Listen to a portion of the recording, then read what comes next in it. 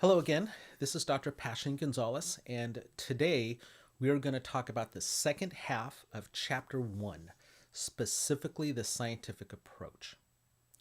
Last lecture, we talked about the 7 perspectives of modern psychology and the hundreds of different therapies out there today. So you ought to be asking yourself the question, how do we know which therapy works better? This is where the scientific approach can be helpful. Researchers can study and compare one form of therapy to another and see which therapies actually tends to work better for which kinds of problems. In our business as a therapist, we refer to this as evidence-based treatment. And more therapists are being called upon to make sure that the treatment they provide will actually make a difference, will actually work. So, the scientific approach. This is an attempt to answer testable questions in the most objective way possible. It assumes that human beings have biases and will make predictive errors often enough where we can't always trust even what seems to be clear and obvious. The 5 steps of this scientific approach that are mentioned in the book. There's number 1, ask a question, form a hypothesis, test the hypothesis, come to a conclusion, and report the results to other people. As with most things, it's often helpful to try to find a real-world example so that some of these concepts make sense. And so that's what we're going to do today during this lecture. And your discussion board is going to be replicating this, doing the exact same thing. We're going to take a real-world situation and we're going to apply these 5 steps of the scientific approach. Now today, we are going to solve the mystery of the dead toaster. Let's run through this example. First of all, you go to Panera, because where else are you going to get a really good bagel here in town? And you come home and you put the bagel in the toaster because that's the only way to eat a good bagel.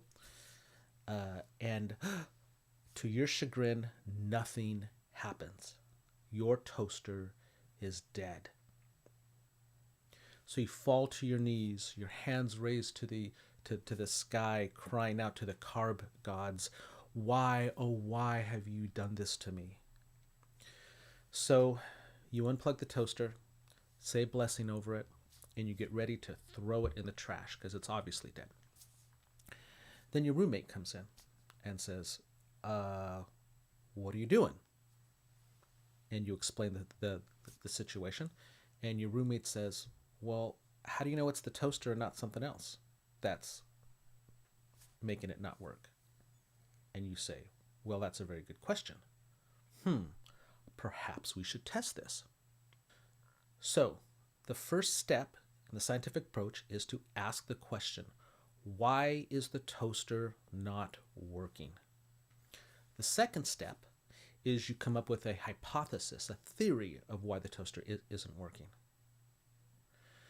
So you think about it a minute and you go, well, maybe the toaster's fine.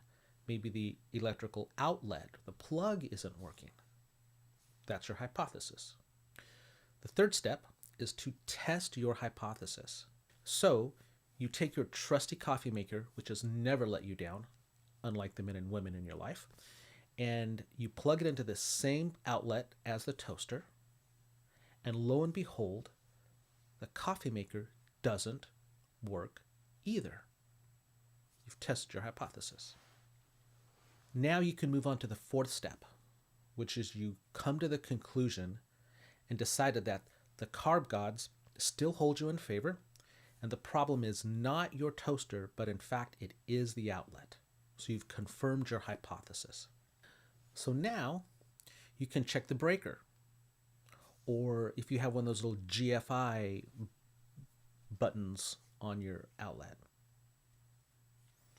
Perhaps you can burn some incense to the gods of electricity. Or call your Uncle Chewy to come out and replace the plug. But at least you know that it's not your toaster.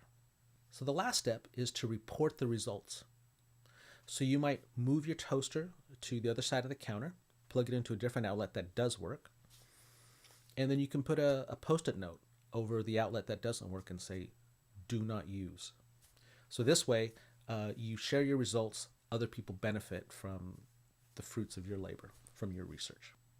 This is just a simple example of how to apply the scientific method to an everyday problem. Now, in your discussion board this week, I want you to do two things. I want you to come up with your own way of remembering these 5 steps. Now, for me, this is how I remember it. I think I listen to Q hits in my car. I listen to the radio station Q hits in my car.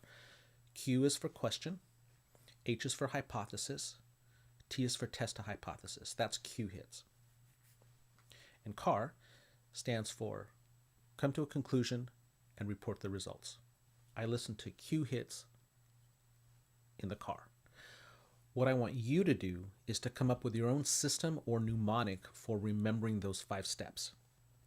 And what we're going to do is vote for the most creative and helpful system for remembering those 5 steps, and whoever wins will get some extra ninja bonus points for the assignment.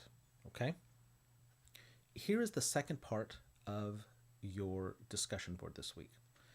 As most of you know, they are working on a vaccine that is due to be out anytime. And if you grew up with a Mexican mother, you know that we've had the cure for COVID for decades now, and that's Vicks Vapor Rub on your chest at night, right? It cure almost anything. So I would like you to use the scientific approach, describe all 5 steps, and how you would apply it to seeing if Vicks Vapor Rub on your chest at night can cure COVID, how you would test that. So that's going to be your discussion board this week. Be sure to pay attention to your modules. That's where everything's going to be listed to make sure that you don't miss anything. Be sure to take the quizzes in Revel. And there is going to be a separate Canvas exam that you're going to have to take for this chapter as well, for this week's chapter. Okay? If you have any questions, reach out to me, and I'll look forward to talking with you soon. Take care.